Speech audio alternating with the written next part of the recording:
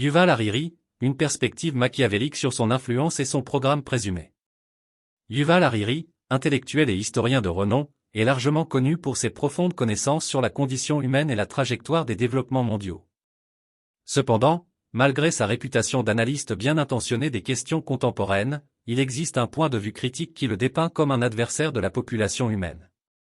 Cette perspective suggère que les efforts intellectuels de Hariri ne sont pas simplement académiques mais servent un objectif plus insidieux, distraire et laver le cerveau des masses, détournant l'attention de réalités plus urgentes.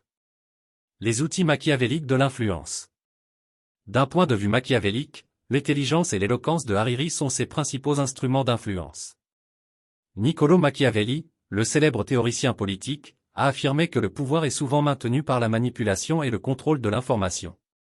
Les critiques de Hariri soutiennent qu'il incarne ce principe en façonnant le discours public autour de sujets qui, tout en étant intellectuellement stimulants, sont finalement périphériques aux problèmes fondamentaux auxquels l'humanité est confrontée.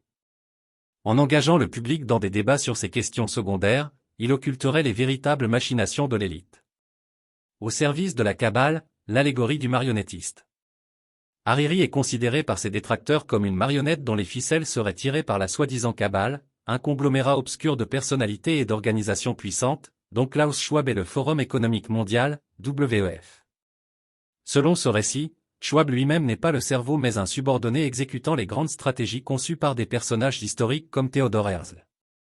Ce réseau d'influence s'étendrait aux Rockefeller et aux Rothschild, des familles souvent décrites comme les architectes archétypaux des agendas économiques et politiques mondiaux.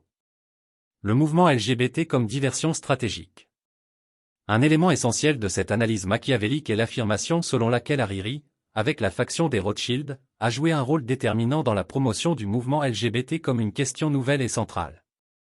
Cette stratégie, soutiennent les critiques, sert à détourner l'attention de la population de questions plus importantes. En focalisant l'attention de la société sur les questions d'identité et de genre, ces personnalités influentes créeraient un écran de fumée empêchant les masses d'examiner leurs programmes plus vastes.